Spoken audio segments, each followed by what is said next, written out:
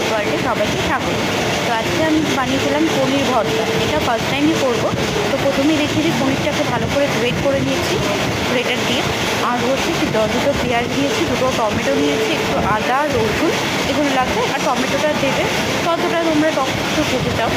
আর হচ্ছে প্রথমে ফ্রাইং প্যানে তেল গরম করে নিলাম, সাদা জিরে দিলাম, তারপর পেঁয়াজ বাটা যা যা বেটেছিলাম, পেঁয়াজ বাটা, আদা রসুন পেস্ট, তারপর একটুখানি আর গোটা গরম মশলা ফোড়নে দিয়েছিলাম, সামান্য নুন দিয়েছিলাম।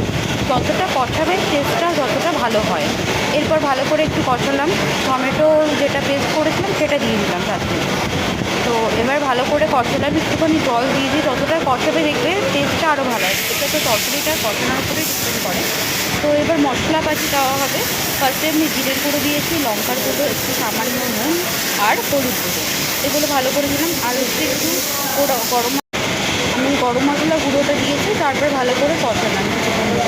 এবার একটুখানি জল দিয়ে আর একটু ভালো করে কষাতে হবে।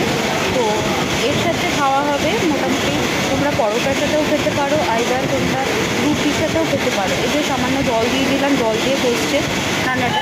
সকাল টাইমটা তো মোটামুটি একটু তাড়াহুড়োই থাকবে, অফিস টাইম থাকে। তো আজকে যতটুকু বৃহস্পতিবার বলে কথা, আজকে টাইমও লাগে অনেকটা, তো সেই জন্য আমি সকালে আর পুজো দিতে পারলাম না। তো মাকে একটু হেল্প করছিলাম, মা একা করবে, তো এটাই ফার্স্ট টাইম করা হবে বলে মাকে বললাম, মা পনির তো সব রকমভাবেই খাওয়া হয়, তো আজকে পনির ভর্তাটা করা হলো। তারপর এই যে পনিরগুলো দিয়ে দিলাম, ভালো করে ট্যাপ করে ভালো করে নাড়িয়ে নিয়ে এবার নামানোর সময় তোমরা একটুখানি চিনি সামান্য দেবে। আর হচ্ছে বাটার দিয়ে দিচ্ছি দেখো।